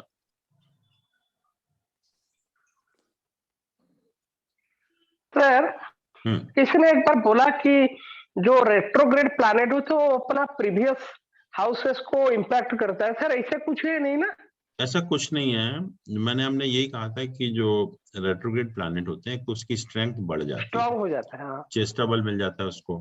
तो शुभ प्लैनेट है तो और ज्यादा शुभ हो जाते हैं, अशुभ है तो और ज्यादा अशुभ हो जाते हैं। और जिन हाउसेस के ऊपर उनका इन्फ्लुएंस होता है, जिन हाउसेस के ऊपर, और जब एक्चुअल में जब गोचर में रेट्रोग्रेड होते हैं तो उन हाउसेस पे चेंज लाने की कोशिश करते हैं बस। सर अगर एक हाउसेस में फॉर एग्जांपल थर्ड हाउस में दैट इज सन है, तो सर एक व्यक्ति का 3 डिग्री में, एक का 29 डिग्री में, तो ये जो 3 डिग्री होगा तो क्या सेकंड हाउस को इन्फ्लुएंस कर सकता है या 29 फोर्थ को कर सकता है या ऐसे कुछ भी नहीं? नहीं, हाउस का मैंने कहा कि हाउस का भाव चलित हम कैलकुलेट करते हैं, इसीलिए भाव चलित जरूरी है, क्योंकि प्लैनेट की जो आपने कहा कि डिग्री 3 है या 15 है या 29 है, उससे हाउसेस में पोजीशन चेंज हो जाती है, तो इसलिए हाउसेस के रिजल्ट अलग अलग हो जाते हैं। हाउस का अगर सेकंड हाउस में 3 डिग्री का है तो हो सकता है फर्स्ट हाउस में आ जाए, या अगर 29 डिग्री का है तो थर्ड हाउस में आ जाएगा। तो राशि तो वही रहेगी, लेकिन उसके जो हाउस जो है वो चेंज हो जाएगा, उसके हिसाब से आपको रिजल्ट्स मॉडिफाई करने पड़ेंगे। जी सर, थैंक यू सर। ये अच्छा सर, ये एक अच्छा चीज क्लियर हो गया। हाँ जी सर, ये एक्चुअली इसीलिए होता है ना, बिकॉज हमारी जो अर्थ है वो एक्चुअली राउंड नहीं है, वो थोड़ी एलिप्टिकल है। बिल्कुल बिल्कुल। यस। तो सर, जैसे आप आज बात कर रहे थे ज्योतिष संवाद में शक्ति योग की। जी जी सर, तो उसमें आप जेमिनी के सूत्र से जैसे बोल रहे थे कि जो चर राशि है वो स्थिर राशि को देखती है और स्थिर राशि है वो चर राशि को देखती है, ठीक है ना? तो उसी हिसाब से शक्ति योग का होता है। तो उसके अंदर सर जैसे एक चीज थी कि मतलब उसके अंदर एस्पेक्ट्स नॉर्मली हम पराशरी से देखते हैं, जेमिनी के अंदर नहीं, एस्पेक्ट पराशरी से नहीं देखते हम। एस्पेक्ट जो है हम बेसिकली उसी का राशि एस्पेक्ट ही देखते हैं, योग बनाने के लिए, योग के लिए। ओके, जैसे आप राहु से आप चंद्रमा देख रहे थे आज वीडियो में, चंद्रमा से राहु देख रहे थे, उसके अंदर बाद में हमने देखा था ना कि शनि एस्पेक्ट कर रहा था और राहु भी एस्पेक्ट कर रहा था। मंगल तो उसके साथ था ही ऑलरेडी। हाँ जी, राहु के साथ मंगल था, तो नेचुरली मैलेफिक प्लैनेट का एसोसिएशन हो गया। बट जहां तक योग का सवाल था, मैंने कहा था योग हम जेमिनी एस्पेक्ट से देखेंगे, लेकिन वैसे जो नॉर्मल एसोसिएशन है वो तो हम अपना पराशर एसोसिएशन ही देखेंगे। सर एक्चुअली जेमिनी और पराशर में क्लैरिटी क्या, कैसे पता चलेगा? कि मैं सर टर्म सुनता हूँ पता नहीं चलता, ये बोलते जेमिनी का है, कोई बोलते पराशर का, और कई बार एक शब्द यूज करते कैस्पर सबलर्ड, तो सोचा ये क्या है, वो किसी ने बोला मेरा दोस्त कि ये कुछ जेमिनी का है टर्म। जेमिनी नहीं है, वो केपी है। केपी सिस्टम है, उसमें हम ये यूज करते हैं, वो अलग सिस्टम है पूरा का पूरा जो है, केपी सिस्टम में हम यूज करते हैं उसको। बट जैसे ये जेमिनी हुआ या अष्टक वर्गा हुआ या और भी हैं ऐसे, इनको हम as an additional tool use करते हैं, कुछ चीजों की मदद लेते हैं। जेमिनी में बहुत सारी चीजें हैं जो अच्छी हैं, जैसे आरूढ़ हुआ या अर्गला वगैरह होती है, या जैसे ये योग बनते हैं, तो कुछ चीजें हैं वो एक अच्छी हैं, उनको हम यूज करते हैं। सर जैसे सर एक चीज मैंने आपका, हाँ जी आप पूछिए सर। सर जैसे एनोर्मस पावर वाला आप बात कर रहे हैं, तो अगर राहु और मून 5th और 9th में हो तब तो डायरेक्ट देखेंगे ना हम उन्हें, तब तो हम किसी एस्पेक्ट से देखेंगे नहीं। नहीं, अगर ऑलरेडी है 5th हाउस हाँ, या हाँ। 9th हाउस में, एक ही में होने चाहिए, अलग अलग में नहीं। हाँ जी जी जी, तब तो फिर है ही। हाँ, फिर तो मैंने कहा ही था कि अगर दोनों इकट्ठा बैठे हुए हैं तो फिर तो योग बन ही गया अपने आप ही। जी जी जी जी जी sir, sir clear, sir clear. और जो अभी आप ये जो भावचलित वगैरह की बात कर रहे हैं, हम जब डिविजनल चार्ट देखते हैं तो डिविजनल चार्ट में भी तो सर वो ही आता है ना कि वो जो जिस ग्रह में, जो जिस राशि में नक्षत्र वगैरह हैं वो बदल जाते हैं। वो कोई नहीं जो डिविजनल चार्ट हम बनाते हैं वो लग्न चार्ट से ही बनाते हैं। हाँ, है ना सर। सिर्फ मैंने कहा है कि जो भाव चलित उसका पर्पस सिर्फ एक ही पर्पस है कि वो प्लैनेट किस हाउस के रिजल्ट आपको दें, इसके अलावा और किसी जगह उसका इस्तेमाल नहीं होता। ओके सर, ओके जी जी जी। और अगर जैसे प्लस है तो वो अगले घर में चला जाएगा, और माइनस है तो पहले घर में आ गया। Okay sir. अच्छा सर, एक चीज पूछ रहा था, जैसे डिविजनल चार्ट्स में हम देखते हैं अगर राहु केतु लगन में हो तो उस डिविजनल चार्ट को कितना कमजोर करेंगे या कुछ भी नहीं करेंगे? नहीं, मैंने कहा कि हर डिविजनल चार्ट को देखने का तरीका अलग है। अच्छा। अब कौन सा डिविजनल चार्ट हम देख रहे हैं, उसका क्या उसमें वहां पर मानो नमांश में ही लगन में राहु केतु हो तो उस नमांश कुंडली को कितना कमजोर करेंगे या उसको? हर किसी भी डिविजनल चार्ट का लग्न जो है सबसे इम्पोर्टेंट होता है। हाँ जी। किसी भी डिविजनल चार्ट में तो अगर नेचुरली राहु केतु है तो एफ्लिक्शन तो है ही है, बट अगर खाली राहु केतु है तो इतना फर्क नहीं पड़ेगा। लेकिन एक दो अगर और मैलेफिक का एसोसिएशन हो गया तो नेचुरली लग्न वीक हो जाएगा, और लग्न अगर किसी भी डिविजनल चार्ट का वीक होगा तो हमें उस लाइफ के एस्पेक्ट का सुख नहीं मिलेगा। अच्छा, एक चीज और पूछनी थी सर, जैसे डिविजनल चार्ट्स में दृष्टि होती है, एक दूसरे को देखते ग्रह? हाँ बिल्कुल, सब दृष्टि भी वही होती हैं, हाउसेस भी वही होते हैं, उच्च नीच भी वही होता है, वो सब चीजें वही होती हैं। योग नहीं होते बस, कोई योग हम योग कंसिडर नहीं करते उसमें। जैसे सर एक किसी डिविजनल चार्ट में बुध हो जाए नीच का, वही शुक्र साथ में बैठ जाए तो वहां पे नहीं, वो योग हम कंसिडर नहीं करते इसमें। नीच भंग नहीं होगा वहां पे? ना, वो इसमें डिविजनल चार्ट में कोई नीच भंग नहीं होता, कोई भी योग हम कंसिडर नहीं करते उसमें। वो सिर्फ लग्न चार्ट के लिए एप्लीकेबल है, ना कि डिविजनल चार्ट के लिए। अच्छा, तो जैसे मैंने युति का नहीं होगा सर, जैसे एक ग्रह शुक्र जैसे मान लो उच्च का हो गया किसी डिविजनल चार्ट में, वही बुध बैठ गया, बुध नीच का है शुक्र उच्च का है, तो उसको पावर नहीं देगा क्या बुध को? नहीं, कोई पावर नहीं देगा, वो नीच का रहेगा, वो उच्च का रहेगा। अच्छा। बट एसोसिएशन है, दो बेनिफिक प्लैनेट का एसोसिएशन है, वो बात अलग है, लेकिन कोई योग नहीं बनता उसमें। अच्छा, मतलब कोई किसी को ताकत नहीं देगा, ना कोई किसी को कमजोर करेगा? वो तो ताकत तो इसलिए कि दो बेनिफिक प्लैनेट का एसोसिएशन हो गया, उस पॉइंट ऑफ व्यू से देखें तो ठीक है, नॉर्मल। हाँ जी। लेकिन उसका नीच भंग नहीं हो गया। हाँ जी। अच्छा, मैंने एक चीज और पढ़ी है सर, जैसे डिविजनल चार्ट्स में ये चीज बहुत इंपॉर्टेंट होती है कि कौन सा ग्रह, कोई ग्रह शुभ ग्रह की राशि में गया या अशुभ ग्रह की राशि में गया। अशुभ ग्रह की राशि में जाना अच्छा नहीं मानते, शुभ ग्रह की राशि में जाना अच्छा मानते हैं, चाहे शत्रु राशि में चला जाए। इसमें आप क्या कहेंगे सर?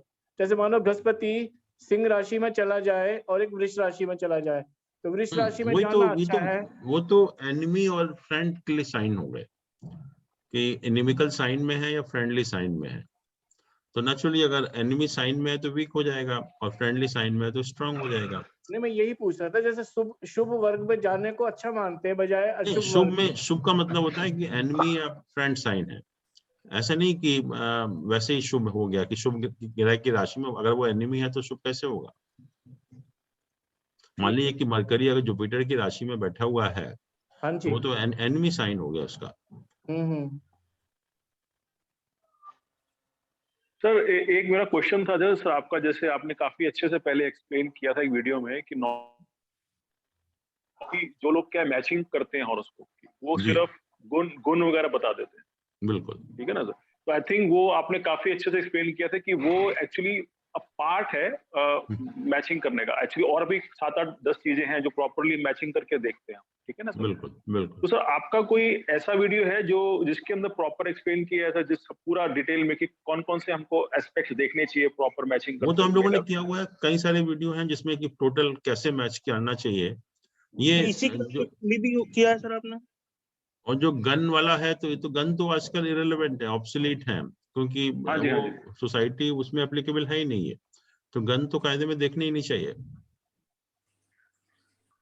बट लोग तो गन देख के शादी करते हैं, 95% मैरिजेस तो इसी के बेसिस पर होती हैं एक्चुअली।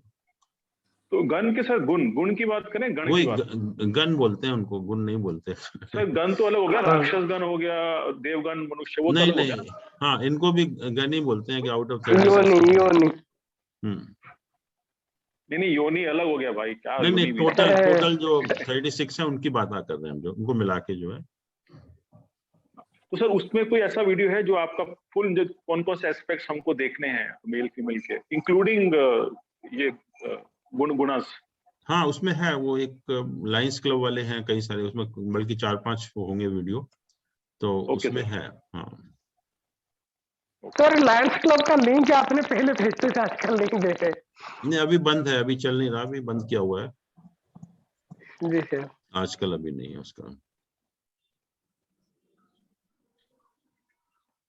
तो अभी हमारा कोर्स कितना बाकी है सर अभी? ये आज तो खत्म हो गया, एंड है आज का, 15 लेक्चर है। तो अभी नेक्स्ट कौन सा कोर्स है, अभी कुछ प्लानिंग किया? करिए आप अभी तो काफी कुछ, आप थोड़ा सा प्रैक्टिस करिए, थोड़ा सा हॉरोस्कोप वगैरह देखिएगा। सर हाँ सर एक रशिया का कल में देखा कुंडली सर, उसने जेमिनी असेंडेंट है और उसका जो अल्टीमेटली उसका जो जुपिटर है वो होगा that is you can say 9th Jupiter होगा, मैंने 9 और 12, 9 उसका मतलब 7th और 9th हाउस का लॉर्ड है, तो सर वो 8th हाउस में बैठा हुआ है और रेट्रो है। तो उसने बोला कि मैं 35 साल तक कुछ नहीं खास किया, हर चीज में मैंने अनस्टेबिलिटी रहा, जैसे मैंने माइंड्स में काम किया और रात का शिफ्ट में काम किया सर, आज के दिन में वो वहाँ पे जोनल मैनेजर है माइनिंग में, बोला मैं उल्टा काम किया, मेरे को सक्सेस मिला, डे शिफ्ट में मेरा इम्पोर्टेंस नहीं रहा, नाइट शिफ्ट में एक्सेल किया, और मैंने सरफेस पे काम किया तो अच्छा नहीं रहा, जैसे मेरे को मैंने क्या कहते हैं माइनिंग में दिया तो मैंने आई स्टार्टेड डूइंग वेल। तो मैं बोली तो सर 7th और 9th हाउस का लॉर्ड आके बैठा हुआ है 8th में और वो भी रेट्रो है जुपिटर। तो 8th हाउस जो है ना वो इंडिकेट करता है, जैसे कि लोग नीचे काम करते हैं, जैसे हम माइनिंग वगैरह की बात की, तो 8th हाउस ही इंडिकेट करता है कि अगर 8th हाउस बहुत अच्छा है तो you may be successful in that type of work. Actually mining है या इवन एग्रीकल्चर है, उस टाइप के काम में आपको सक्सेस मिलेगी। सर उसने सर उस टाइम चीजें बोला कि मैंने कई चीजें किया, काफी डिफरेंट रहा, कोई सक्सेस नहीं रहा, 42 का बाद जैसे ही मैंने माइनिंग में और नाइट शिफ्ट में करता हूँ मेरे को ज्यादा सक्सेस मिलता है। मैं बोले मैं आपकी बात सुनता हूँ और मैं फिर सर से बात करूंगा, मैं इसको हर को बना के दे दिया। प्रेडिक्शन कर लिया, खुश था। तो उसने क्या, मैंने बोला तो होता लिखा हुआ है कोई, उसमें बहुत अच्छा 5 प्रमोशन लिया 9-10 साल के अंदर में। तो बोला कि नाइट शिफ्ट में और उल्टा काम, मतलब वो बोले सरफेस पे सक्सेस नहीं बट मैं माइनिंग में सक्सेस होता हूँ, डे शिफ्ट में मेरा कोई अच्छा परफॉर्मेंस नहीं, नाइट शिफ्ट में मैं एक्सेल करता हूँ। हाँ 8th हाउस जैसे आप बता रहे हैं ना, जुपिटर वगैरह का प्लेसमेंट है तो वो इंडिकेट करता है ये। जी सर। सर एक हॉरोस्कोप में बताऊं सर, आप देखेंगे सर? हाँ थोड़ा मुझे कंफ्यूजन था सर उसमें सर। बिल्कुल, हाँ बताइए सर। 12th अप्रैल 2009, टाइम 2:55 PM मुंबई।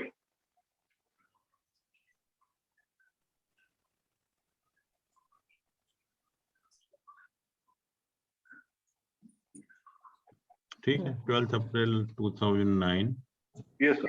14:55।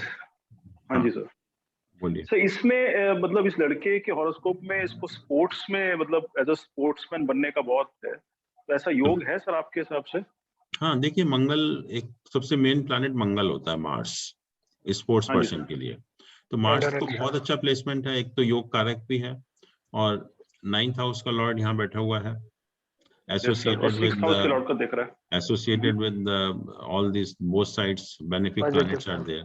तो मार्स तो स्ट्रांग Yes, है ही sir. है यहाँ पर बहुत ज्यादा, तो योग कारक होना और इसका लॉर्ड इसमें होना, तो Yes, sir. दोनों ही हैं कि मार्स डेफिनेटली जो है ये अच्छा है ही है। और वैसे भी शनि को भी देखो, अपनी राशि को देख रहा है यहाँ। सर वैसे जो सैटर्न यहाँ पे 6th लॉर्ड है, लगन में बैठा था, उसका भी सर थोड़ा है मतलब इन्फ्लुएंस कंपटीशन या फिर बिल्कुल, स्पोर्ट्स का? तो ये भी एक बहुत अच्छी पोजीशन है एक्चुअली में, इसका लॉर्ड यहाँ बैठा हुआ है जो। तो आपको लग रहा है सर ये मतलब कर सकता है लड़का, स्पोर्ट्स में काफी आगे आ सकता है? हाँ बिल्कुल, और क्या। अभी तो 12 साल का है सर, 12-13 साल का। हाँ तो बट ये मंगल तो बहुत है ही है इसका, तो नेचुरली स्पोर्ट्स के प्रति तो इसका काफी एप्टीट्यूड होगा ही। हाँ जी सर, लेकिन सर इसकी दशा आगे तो मरकुरी की आएगी, तो उसके बाद तो और लंबी चलेगी 17 साल, उसके बाद मतलब मंगल की तो अंतर आएगा, मतलब मंगल का में तो महादशा तो आएगी नहीं, अभी तो जैसे 2009 है हाँ जी। तो 30 तक तो शनि चला, 21 साल तक। हाँ जी, हाँ जी, तो गेम्स तो पहले ही स्टार्ट हो जाना चाहिए। हाँ जी, हाँ जी। तो शनि का भी प्लेसमेंट खराब नहीं है, शनि का प्लेसमेंट भी अच्छा ही है यहाँ पर जो है। सर लेकिन डिले उसको सर ये जो सन की डिग्री है, I think it is 28-29 degree, it is approaching the exalted sign. हाँ तो बेटर ही हुआ ना, कुछ की अच्छा। तरफ है। हाँ अच्छा ही हुआ, और इसमें भाव चलित में भी 9th हाउस में चला गया। अच्छा गया सर, देखा आपने? हाँ प्लस है ना यहाँ पर। ओके, तो इसके वो इसके मतलब अच्छा। इसके देखिए कितने प्लैनेट चेंज हो रहे हैं, शनि, जुपिटर, मार्स, सन, 1 2 3 4 प्लैनेट चेंज हो रहे हैं भाव चलित में। उसमें कैसी है ये कुंडली आपके हिसाब से सर? इस good kundli as far sports are concern, क्योंकि ये मंगल की पोजीशन बहुत स्ट्रांग है, योग कारक भी है, और इसका ट्राइन का लॉर्ड केंद्र में है, दोनों तरफ बेनिफिट प्लैनेट का भी एसोसिएशन है।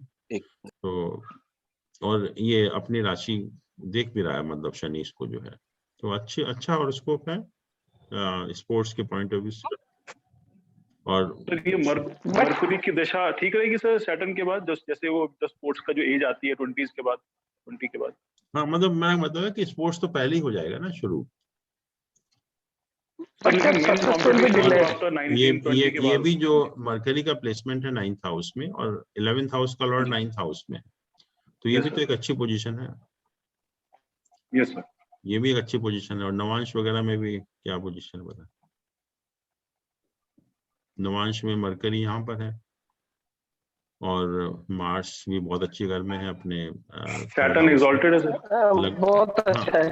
लग्न का लॉर्ड है यहाँ पर इसमें उपाचे स्थान में मंगल जो है, तो मंगल का प्लेसमेंट तो हर हाउस में अच्छा है ही है, और यहाँ वर्गोत्तम भी हो जाता है, देखिए सन। यस सर, सैटर्न उच्च का है, तो प्लैनेट की पोजीशन तो सबकी अच्छी है ये। और दशांश में देखिए कि lagna is well placed, sun is well placed, Mars is also well placed, Mars भी यहाँ देखिए फिर अपने घर में है, और केंद्र में प्लेस्ड है, तो मार्स से तो अच्छा रहेगा इसका मंगल जो। तो जैसे मरकुरी की जैसे मरकुरी की दशा की बात कर रहे हैं हम, तो मरकुरी इसमें 12th हाउस में प्लेस करता है दशांश। मरकरी 12th हाउस में प्लेस्ड है, तो इसका कोई रिलेशन है कहीं से? विनस है, विनस को नहीं देख रहा है, तो वैसे कोई रिलेशन नहीं है, वैसे तो कोई रिलेशन नहीं है, लेकिन जब मरकरी में जो डिफरेंट सब पीरियड्स आएंगे तो वो यूजफुल हो सकते हैं।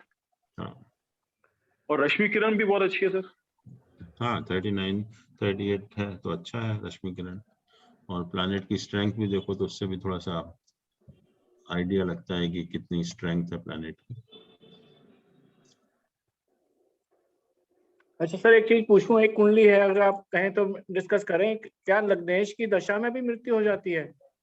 महादशा, मेरे पास अभी एक हॉरोस्कोप आया, वो लड़का सिर्फ 32 साल 32 ईयर का था, अभी वो एक्सपायर हुआ 10-15 दिन बोलिए पहले। क्या है डेट ऑफ बर्थ क्या है? डेट ऑफ बर्थ है सर उसकी 13 जून 1988 और टाइम ऑफ बर्थ है 8:30 शाम का। 1830 8:30 हाँ जी 20:30 सो 2030 दिल्ली का जन्म है सर।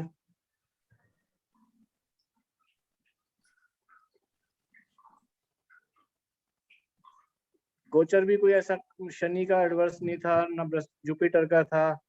महादशा डेथ कब हुई है? डेथ अभी सर ये हुई है 1 हफ्ते पहले हुई है, लगभग 10 दिन पहले, 8-10 दिन पहले हुई है। तो देखते हैं। हाँ जी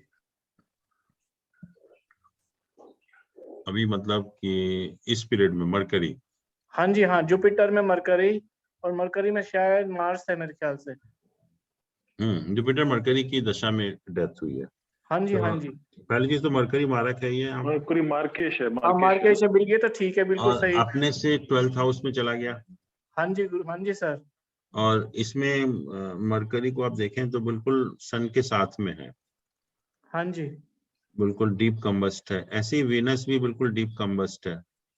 हाँ जी वीनस भी डीप कंबस्ट है यहाँ पर। तो ट्रांजिट में भी देखिए, ट्रांजिट में हाँ वही हम देख रहे हैं। और ये राहु का ट्रांजिट हो रहा है इसके ऊपर। इस समय जो है राहु का ट्रांजिट हो रहा है यहाँ पर जो। हाँ जी तो वो भी एक खराब है, क्योंकि सन मून के ऊपर राहु का जो ट्रांजिट हो रहा है। नहीं, जैसे जुपिटर की महादशा लगन को, जैसे लगन पे दृष्टि भी है जुपिटर की, तो वो नहीं जुपिटर मरकरी तो आपस में 212 पोजीशन है।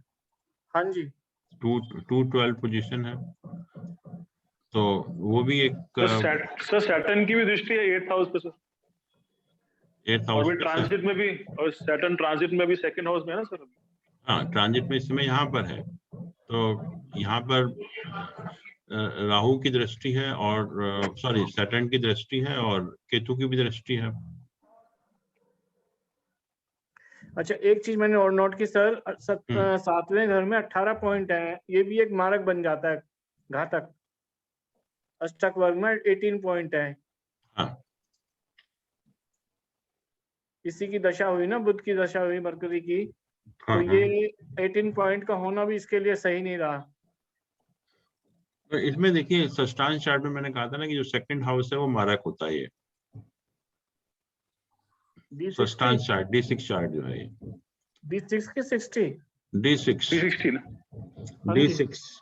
इससे बेसिकली इसमें 2nd हाउस बिकम्स द मारक स्थान एक्चुअली। तो इसका लॉर्ड सन है। सन के साथ मरकरी का प्लेसमेंट है, और जुपिटर भी उसको देख रहा है। तो ये दोनों प्लैनेट मारक भी बन जाते हैं एक्चुअली में। या सन और ये मरकरी, सन और मरकरी नहीं, हाँ सन भी, मरकरी भी, जुपिटर भी, वेनस भी, और ये सारे प्लैनेट यहाँ पर जो है, तो इनकी दशा में भी डेथ हो जाती है एक्चुअली में। तो जुपिटर मरकरी दोनों ही यहाँ पर ये षष्ठांश चार्ट में मारक प्लैनेट बन जाते हैं एक्चुअली। तो इसलिए कैसे हुई, डेथ क्यों हुई? वो लीवर मतलब ये जो ड्रिंक वगैरह करता, लीवर जो है ना, मतलब बिल्कुल 100% काम करना बंद कर दिया। अचानक एकदम से ट्रीटमेंट हो रहा था, डॉक्टर कह रहे थे 10-20% काम कर रहा है, वर्क कर रहा है। बस रात एकदम से सडनली रात को ही उसकी तबीयत खराब हुई, एक्सपायर हो गया।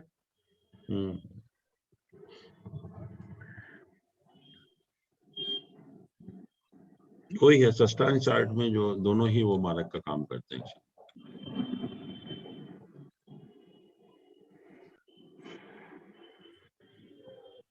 ये दो प्लैनेट ना बहुत ही डीप कंबस्ट हैं इसमें, ये मरकरी और वीनस। मरकरी और वीनस जो है। अच्छा, चंद्रमा भी यही 6ठे घर में 4-4 प्लैनेट भी तो हो गए ना सर।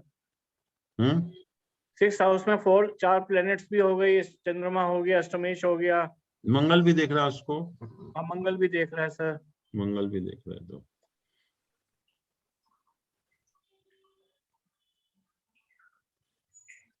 क्योंकि जुपिटर के लिए पॉपुलर है कि अगर लगन को देखता है तो बचाता है। किसी स्वतंत्रता सेनानी को फांसी की सजा हुई थी, तो कोई बहुत बड़े एस्ट्रोलॉजर थे, उन्होंने कहा था ये बच जाएगा, और वो बच गया क्योंकि लगन पर जुपिटर की दृष्टि थी। क्या नहीं, वो तो ठीक है, बट षष्ठांश चार्ट में दोनों प्लैनेट जो है मारक का काम करते हैं। षष्ठांश चार्ट काफी खराब है इसका। मतलब यहाँ पे लग्नेश जो है षष्ठांश में मार्केश हो गया, यही कहने का मतलब ना सर? बिल्कुल, ये जो लग्नेश है, ये जुपिटर जो है वो मारक बन गया, स्ट्रॉन्ग मारक बन गया वहां पर। अच्छा, सेकंड हाउस में जितने भी प्लैनेट एसोसिएटेड होते हैं दे ऑल बिकम मारक एक्चुअली, और जनरली जो डेथ होती है आदमी की उन्हीं की दशा में होती है। ओह, देखो ये नई चीज आज पता चली आपसे। तो षष्ठांश चार्ट वीक है उसका जो है। सर एक षष्टियांशा होता है, दैट इज 60, D60 ना? षष्ठांश इज D60 एक्चुअली। सर ये षष्ठांश है D60। Spiritual life sir, D60 spiritual life का दिखा जाता है।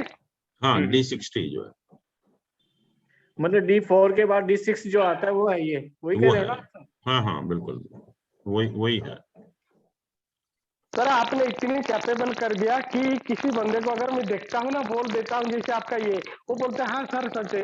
सर हो सकता है 50% हाइपोथेसिस है। जैसे मैं कल किसी का देखा कि सन का अपोजिट पे मून था, मैं बोले फुल मून में बच्चा पैदा हुआ, बोलता हाँ जी सर, हाँ जी सर। मैं सर ये बेसिक तो आपने बताया था अपने फुल मून का।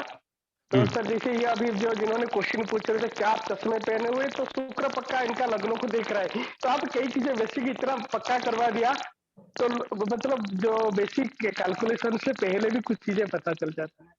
नहीं, अच्छी बात है, और बहुत सारे इंडिकेशन मिल ही जाते हैं जब जितना एक्सपीरियंस करेंगे आप, जितना देखेंगे और उसको, तो बहुत सारी चीजें पता लगेंगी अपने आप ही जो है।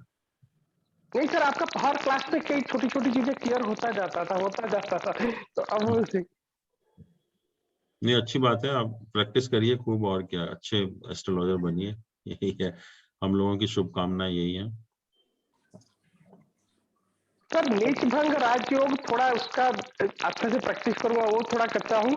और बाकी सर जो डिस्पोजिटर्स, वो भी प्रैक्टिकल एप्लीकेशन तो इसे समझ गया थ्योरी, लेकिन सर उसका प्रैक्टिकल एप्लीकेशन भी थोड़ी सी टाइम लगे। बिल्कुल बिल्कुल। सर जैसे जो मेन हमारे पंच महापुरुष योगाज हैं सर, जी जी, तो उसका इफेक्ट जातक की जिंदगी में पूरा रहता है कि उसकी में जो मेन महादशा का पीरियड होता है तभी होता है?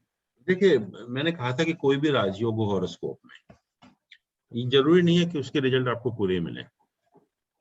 तो सबसे पहले तो प्लैनेट की पोजीशन तो है ही है, जो भी है कि प्लैनेट की पोजीशन क्या है, किस राशि में हो रहा है, किस नक्षत्र में हो रहा है, क्या डिस्पोजिटर की पोजीशन है, और इसके अलावा सन मून का पोजीशन के ऊपर भी बहुत डिपेंड करते हैं ये राजयोग के रिजल्ट्स। अगर सन मून ही अगर वेल प्लेस्ड नहीं है या अफ्लिक्टेड है, तो राजयोग कोई भी हो, कितना भी बड़ा राजयोग क्यों ना हो, वो ऑपरेट ही नहीं होगा। तो बहुत सारी चीजों के ऊपर डिपेंड करेंगे। तो ऐसा नहीं है कि एक महापुरुष योग है तो वो महापुरुष ही बनेगा, वो डिपेंड करेगा कि बाकी प्लैनेट की पोजीशन या जो महापुरुष बना रहा है उसकी स्ट्रेंथ कितनी है। यस।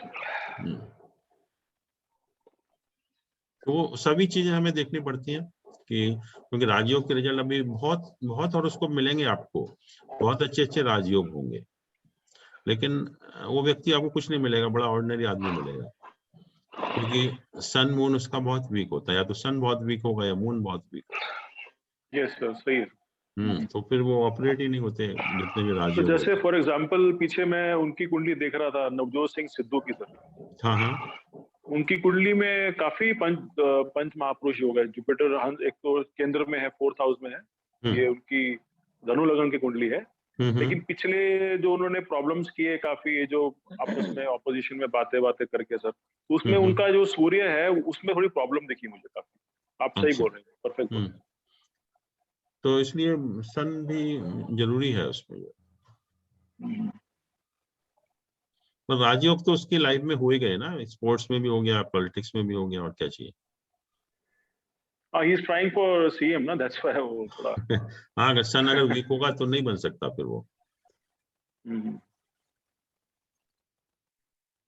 1990-91 में जो बच्चे पैदा हुए हैं सबका शश योग भी है, और ये हंस योग भी है, कर्क में बृहस्पति है, और ये शनि जो है मकर में है, लेकिन सबकी सब सारे हाईफाई तो है नहीं, वो केंद्र में होने चाहिए ना वो हाँ प्लैनेट। केंद्र में, मैंने बहुत कुंडलियां देखी हैं सर, केंद्र में है। हाँ होंगे, बिल्कुल होंगे, लेकिन बिल्कुल। अच्छा सर, फॉर एग्जांपल जैसे शश योग की इन्होंने बात की, अगर कोई जैसे कुंडली है कैप्रिकॉर्न राइजिंग, ठीक है ना सर, तो उसमें शश योग अगर शनि नगन में हो गया, बिल्कुल, और साथ में राहु भी आ गया, ठीक है ना, तो वो उसको एम्प्लीफिकेशन मिल गया ना, और ज्यादा स्ट्रांग हो गया ना सर वो। नहीं, एफ्लिक्शन हो गया उसके साथ। अगर राहु अकेला होता फिर तो जो व्हाट यू से इज करेक्ट एक्चुअली, बट दो मेलिफिक प्लैनेट का एसोसिएशन हो गया। शनि के साथ हम कहेंगे एक मेलिफिक प्लैनेट का और एसोसिएशन हो गया, तो उसको इतना अच्छा नहीं मानते एक्चुअली में। तो सर लेकिन राहु तो शनि मत होता है ना, मतलब जैसे शनि की तरह ही, शनि मत का मतलब ये नहीं है कि वो दोनों भाई भाई हो गए। शनि मत का मतलब ये है कि उनकी नेचर वैसी है बस। जैसे शनि कारक के हिसाब से, शनि जैसे आपको प्रॉब्लम क्रिएट करता है साथ में, ऐसे राहु भी प्रॉब्लम क्रिएट करता है। और तो शनि राहु का तो हाँ वैसे भी इसको शापित योग मानते हैं, बहुत अच्छा योग नहीं मानते इसको जो है। तो ऐसे आदमी की सपोज राहु की दशा शुरू होने वाली है तो कैसी होगी आपके साथ, मतलब कैसा? वो शनि का फल देगा ना सर? वो उसकी रिजल्ट, राहु की दशा बहुत अच्छी नहीं होगी ऐसे केस में। राहु की दशा बहुत अच्छी नहीं होनी चाहिए। अगर बाकी कोई प्लैनेट की पोजीशन अगर चेंज हो रही है तो बात दूसरी है, बट शनि राहु के केस में बहुत अच्छी दशा नहीं होती। ठीक है। और ये बिल्कुल अपोजिट है वैसे, शनि और राहु जो है ना। एक कहता है डिसिप्लिन में रहो, लॉ मेंटेन करो, एक कहता है लॉ ब्रेक करो। तो आदमी वैसे भी असमंजस में रहता है, तो इसको शापित योग कहते हैं कि काफी एक आदमी को परेशान करता है। जैसे राहु वीनस भी है सर? वीनस राहु तो अलग हो गया, वो तो एकदम ही ओवर डिजायरस हो गया ना सर। ओवर डिजायरस हो गया, वो अलग है। वो सेंसुअल प्लेजर में ज्यादा इन्वॉल्व होगा, वो अलग बात है।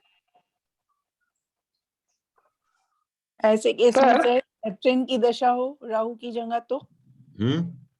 ऐसे केस में जब योग बन रहा है शश महापुरुष योग, सैटर्न से और राहु साथ में है, लेकिन शनि की दशा आ जाए तो कैसा होगा? हाँ अच्छा होगा ना, बट जैसे मैंने कहा कि राहु के साथ थोड़ा सा शनि वीक हो गया तो सस महापुरुष योग तो बनाएगा, बट आफ्टर ऑल शनि की क्या पोजीशन है वो और बाकी प्लैनेट की क्या पोजीशन है उसके ऊपर डिपेंड करेगा।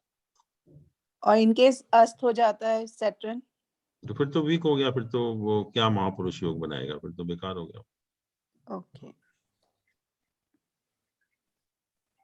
सर सैटर्न का साथ केतु है और राहु का एस्पेक्ट तो ऑब्वियसली होगा क्योंकि राहु जो अपोजिट साइड है। उसको एस्पेक्ट कंसीडर नहीं करते हम, एक ही को कंसीडर करते हैं दोनों में से।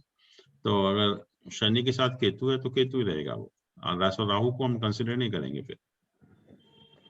तो अगर आपको ये कुंडली स्टडी करनी तो मेरे पास है, बहुत इंटरेस्टिंग कुंडली है सर। कौन सी? अगर टाइम है तो ये जिनकी मैं बात कर रहा हूँ कुंडली की, टाइम है मेरे पास, काफी इंटरेस्टिंग कुंडली लग रही है सर। क्या है बताइए? एक minute sir.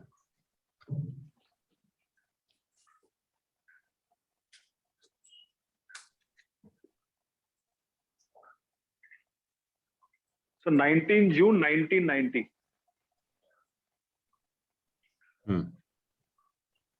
Time is 9:47 PM, Mumbai.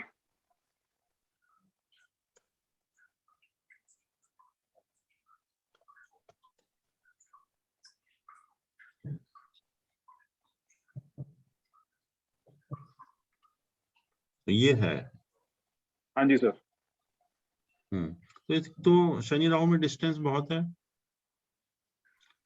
एक शनि या 0 डिग्री का है, जस्ट एंटर्ड। हाँ जी। और राहु 14 डिग्री का है। तो किसकी कुंडली है ये? सर एक लड़का है जो मतलब काम मतलब ये मुझे मिला था इधर बॉम्बे में, उसकी कुंडली है सर। और दशा इसमें 0 डिग्री का है, इसमें वर्गोत्तम हो गया। फिर 0 डिग्री का कमजोर होने से कितना फर्क पड़ा वर्गोत्तम होने से? जी वर्गोत्तम कहाँ है, मतलब नवांश में? हाँ नवमांश में हो जाएगा ना, क्योंकि मकर का है, 0 डिग्री का है। तो उसी राशि में आएगा। हाँ जी, ये वर्गोत्तम है। बट क्वेश्चन ये है कि जब अगर लग्न में ही बहुत वीक कोई प्लैनेट होता है लग्न में, तो वर्गोत्तम होने से थोड़ी स्ट्रेंथ बढ़ती है उसके, लेकिन बहुत ज्यादा फर्क नहीं पड़ेगा उसमें जो है। तो 0 डिग्री का होने से वीक तो है, उतना स्ट्रांग तो नहीं जितना होना चाहिए। और वैसे भी सन के नक्षत्र में है। हाँ सन जी, के नक्षत्र में उत्तराषाढ़ अष्टमेश का भी हो गया वो। अष्टम भाव का हो गया ना सूर्य। हाँ अष्टमेश। सर मैंने एक्चुअली इनके साथ जब बात की थी बैठ के, तो इनसे मैंने एक प्रेडिक्शन की थी, तो वो मेरी प्रेडिक्शन ठीक थी। तो actually he lost his mother in Mangal की महादशा, अभी मंगल की दशा चल रही है। अच्छा। तो वो एक्चुअली एक तो उन्होंने जगह बहुत चेंजेस की हैं अपनी, कम से कम मंगल की दशा में 7-8 जगह चेंज की हैं, और मदर का भी लॉस फेस किया है।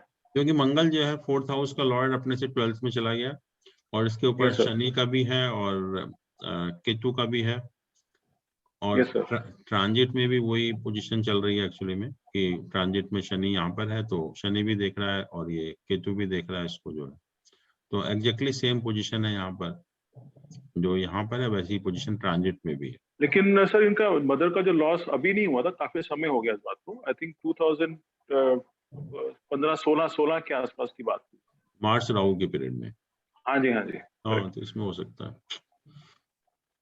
और सर इसमें वीनस की प्लेसमेंट काफी अच्छी है ना, योग कारक है, केंद्र में है, आप 10th हाउस में देखते हैं। हाँ, वीनस तो बहुत अच्छा है कि योग कारक भी है और ट्राइन का लॉर्ड इसमें भी है, तो शुक्र तो इसका बहुत अच्छा है, और ये 9th हाउस का लॉर्ड इसमें है 5th हाउस में, तो ये भी एक अच्छा है। ये शनि आप देख ही रहे हो कि अपनी राशि में है, योग बना ही रहा है, और कुछ जुपिटर 6th हाउस में सर, ये कमजोर होगा ना, हाउस को जुपिटर भी 10th हाउस को एक्सपेक्ट कर रहा है, तो ये एक्चुअली कंसल्टेंसी में जाना चाहता था, मैंने कहा आप कंसल्टेंसी कर सकते हो, तो दैट इज गुड ना। अच्छा, 12th लॉर्ड हो गया जुपिटर, सक्सेस में आ गया, तो विपरीत राजयोग बना रहा है ना सर? नहीं, योग भी तो है। ये सन और जुपिटर, ये 2 प्लैनेट का एसोसिएशन है, ये 8th और 12th हाउस के लॉर्ड का यहाँ पर, तो वो बन रहा है विपरीत राजयोग। सर काल सर्प योग भी तो है। कौन सा? काल सर्प योग। काल सर्प योग देखिए, बिल्कुल सही कहा आपने कि सैटर्न 0 है और राहु 14 है, तो काल सर्प योग नहीं है, क्योंकि सैटर्न निकल गया ना पकड़ से। सैटर्न जो है वो राहु आगे चला गया। हाँ जी, हाँ जी। तो काल सर्प योग तो नहीं है।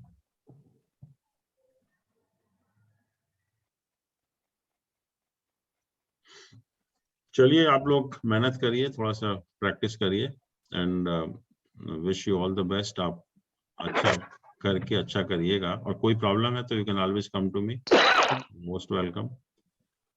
लेकिन सर फिर भी अगली क्लास तो बताओ सर। अभी करो थोड़े दिन, थोड़ा ब्रेक करते हैं, फिर बाद में देखते हैं। आप थोड़ा सा प्रैक्टिस करिए, फिर कोई बात होगी तो फिर देखते हैं। ओके सर, ठीक है, ओके सर, प्रणाम, thank you sir, good night.